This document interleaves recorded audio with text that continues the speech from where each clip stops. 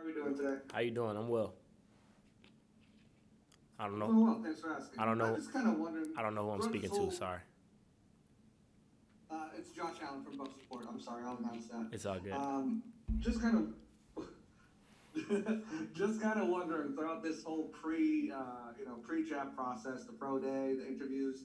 Has there been anyone, former player, current player, that you've kind of seeked advice from, picked their brain on what to expect?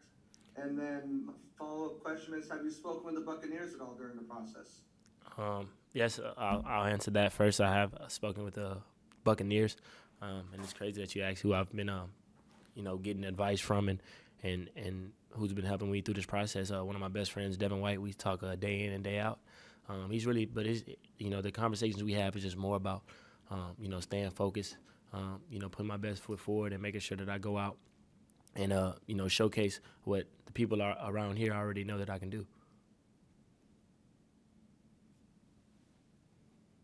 Alex Fleming, Florida Sun. How you doing today, Mr. Vincent? I'm well. How about yourself?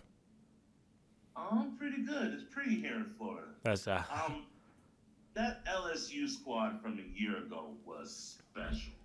And now that you see that most of your friends and Patriots that were on the squad are either in the NFL or about to be in the NFL, tell me where you stack up amongst all of the defensive backs in the SEC, and what in particular do you need to work on to get ready for the next level in the NFL? well, personally, I feel like I'm the best slot corner in the SEC. I felt like that when I was here.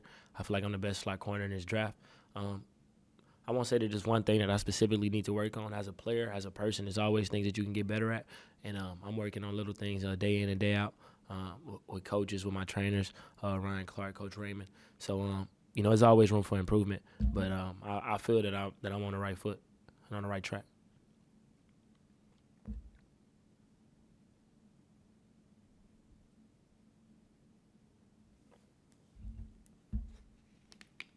Jeremy?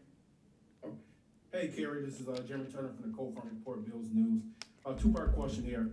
You faced a lot of talent at LSU the last few years in practice. How does that kind of help you translate your game to the next level? And have you met with the Buffalo Bills during this process? Yes, I've met with the Buffalo Bills a few times actually, and man, you come here as a DB, you're gonna face guys like Jamar Chase, you're gonna face Terrace Marshall, you're gonna face Justin Jefferson, and these are guys that are the best of the best. One being the best receiver in college football, well, another which is top 5 receiver in the league right now, and I don't see how that wouldn't help anyone. They for sure have benefited me as a player, as I believe I've done so for them. And being able to compete against those guys, it just boosts my confidence and reassures me that I'm for sure ready for the next level.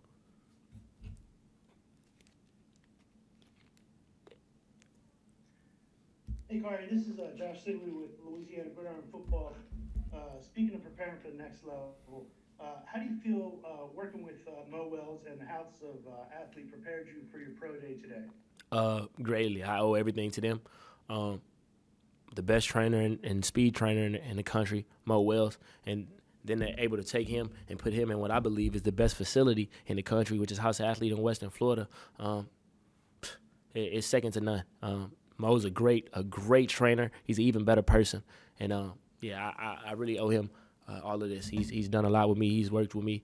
I've had the opportunity. I've been knowing him for a few years, so I've been able to work with him on multiple occasions. But that guy's one of the best in the country.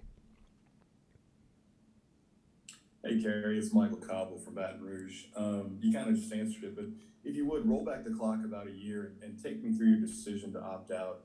And then once you made that decision, how did you formulate a game plan to ensure that you would be prepared for today? How much time did you spend around the facility, working with Corey? You talked about working with Mo. I mean, how dedicated did you need to be to make sure you were ready for today? So the decision was obviously hard. I started playing football in 2007, and all the way up until last year, I played football and had a football season consecutively. So it was definitely hard. But we faced things as a country, that we've never seen before with the COVID-19. I contracted it myself, recovered from it, and picked up some symptoms that nobody could really identify.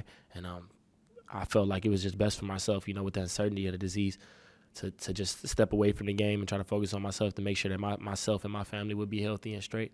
But it was definitely hard. And once I did that, I went home back to Houston for about a week, came back to Baton Rouge, and me and Ryan Clark got to it.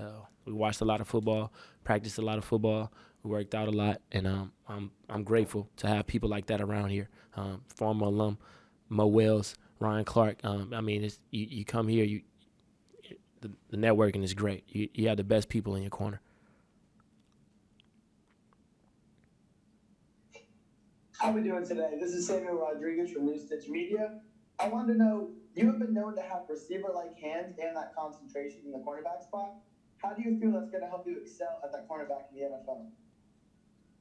NFL? I mean, usually when guys talk about DBs, is a pass breakups and knocking down balls. But whenever I see a ball, I'm trying to catch it, whether it be with one hand or one finger. I feel like anytime a ball is in my radius, I can catch it.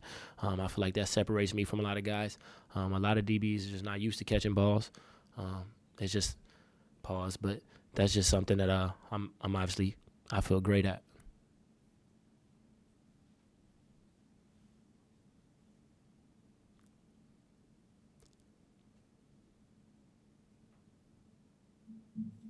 Hey, Kary, Jared Roser, TigerDetails.com. Wanted to get your thoughts on the significance of four of you guys running the sub 4.4 40s, and for you in particular, you run the 4.38 along with Terrace and Jamar, and decided to come back and run again, which the rest of those guys didn't, and you trimmed that time that much further to that 4.33, and why that was important to you, or what your thought process was there. So I'll just start off by saying I definitely didn't execute my 40. I still have a lot more in the tank. Probably won't run it again. But the guys who watch my film, who know me, they know I can run. I mean, that's just a given. But hey, that just shows that myself and these guys, we've been working. 4.3 is by all means not easy at all. I know people kill for 4.3. I'm not satisfied with it, but I'm so excited for my guys, Terrace, Racy, and Jamar, who were able to also clock down those 4.3s with myself.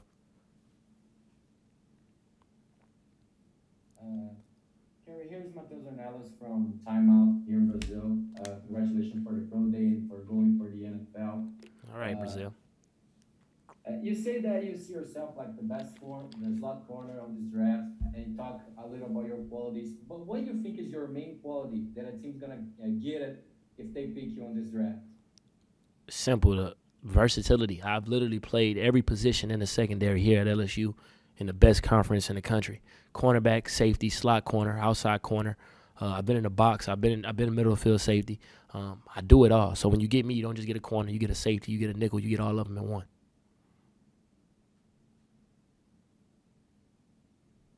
Hey, Kary, Brooks Cabina from The Advocate.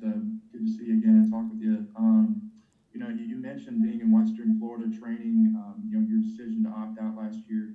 How much of that did you spend in Florida throughout the season? I mean, what was it like seeing the defense and, the team go through that season? And how often were you, talking with players, and just kind of take me through that year? So I was actually still here. I'm still here in Baton Rouge, living in my same apartment.